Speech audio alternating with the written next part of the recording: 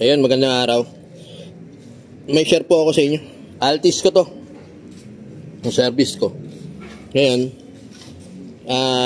2008 model siya. Tapos, original pa yung radiator fan motor. Ayan. Pag ginanon mo siya, medyo may kalog na ng konti. So, goods to. Kasi, kailan ba dapat magpapalit ng radiator fan? So, minsan pag nag-overheat, say magkakos ng overheat yan pagka nasira yan. Tapos umingay, minsan may mga bearing yan, pag umingay na, so kailangan siyang palitan. So, ito, walang ingay, walang kaso na overheating, engine overheating, so papalitan ko lang siya. So, bakit ko siya papalitan? Kasi, 2008 sobrang sulit na, kumbaga. Tapos, may kalog na rin siya. Dito. Pag kinalog nyo yan, mayroon po yan, konting-konti. Huwag na yung malakas. Kasi pagka umikot na yan, nagwiwigil na. Mabilis na. So, yun yung mga sinyales. So, kasi, pag ito nasira sa daanan, siyempre mag-overheat ka. Tapos, kung di kayo familiar at hindi nyo pa alam yung mga gagawin pag nag-overheat, pwede kayo mauwi doon sa mas malaking gastos o pagkatok ng engine. So, dapat to, kahit gumagana pa, pag na-reach niya na, kasi para sa akin, pag mga 10 years pataas, kahit stock pa yan, palitan nyo na po yan. Ngayon, ito, ipapalit ko is original. May kamahalan lang. So, bigyan ko lang po kayo ng tip. Ingat po kayo sa mga online ngayon. Ang daming peke ngayon. Lalo sa Toyota. Yung itsura niya kamukhang kamukha, tapos pagdating dun sa performance, magkaiba. Ito, original lalagay. May kamahalan nga lang original. Pero sa mga motor na to, ayoko lalo sa sasakyan ko, ayoko ng replacement. Pero dito, pag nagpagawa kayo sa amin sa shop, kayo magdi-design yan. Pero pag mga replacement, sir, ayaw kong halos ayaw kong mag-provide, kayo na lang mag-provide, ako na lang mag-akabit, parang gano'n. Kasi pag mga ganyan, motor parts, wala pong warranty yan, lalo sa replacement. Ayun, aftermarket kasi, bigla-bigla bumibigay yan. Kumbaga dalan-dala na rin ako dyan. So, ito, palitan muna natin to. So, baklasin natin. Okay. So, may mga yan, pag may sakyan po, may mga dyan, kahit hindi sira, pag na-reach niya na yung interval niya, o mga ibang, o na-reach niya na yung taon na dapat siyang palitan nyo na para prevention is better than cure. Okay, so tanggalin mo natin, palitan natin. Yun, nabaklas na. Ayan, tingnan nyo po, ang dumi.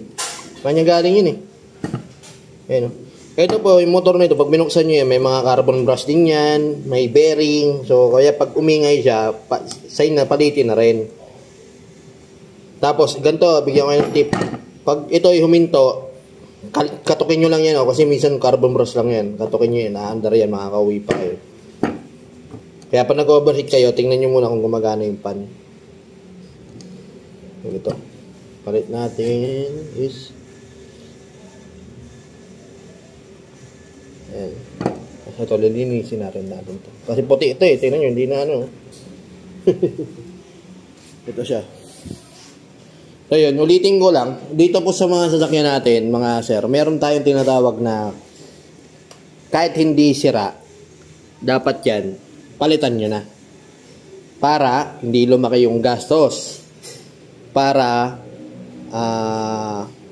iwas abala, kagaya niyan. Kasi tingnan nyo, pag bumigay yan, mag-cause ng overheating ng engine ninyo, lalaking gastos ninyo.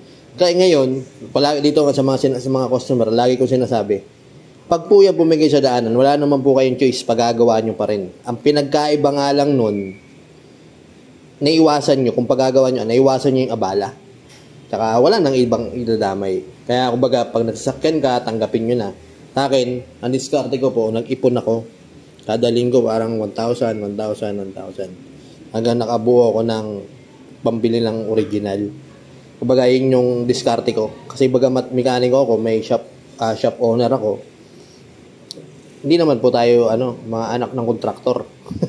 May naghihirapan din. Kumbaga, sakto lang din. Kasi dito sa sakyan natin, may mga aftermarket, pwede may mga original. Lalo-lalo na, makakaingin kayo ng advice niya sa mga nakaka-experience mo ng mga mekaniko, ng mga aftermarket, pinagkaiba ng aftermarket, tsaka original. Kagaya niya, sabi ko sa inyo, yun, pinalitan ko rin yan ng support. Original lang nilagay ko. Mahal, pero sulit yan. Baga wala kang alalahanin. Tapos, yun, kagaya niya, mga belt, pag na-reach niya na interval, kaya basahin niyo po yung mga manual, may mga manual dyan eh.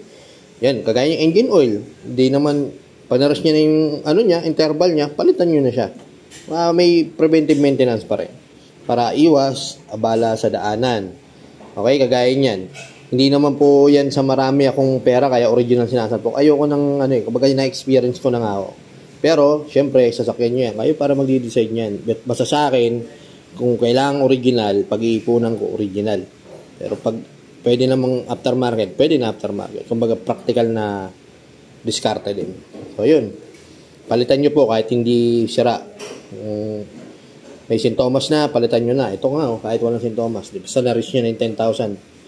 10 years pala, sorry. 10 years tapos may get. 10 years may get. Tapos, pa-check nyo na po yan. Tsaka basahin nyo po yung owner's manual ninyo para ma-prevent po ninyo mas malaking gas. Okay?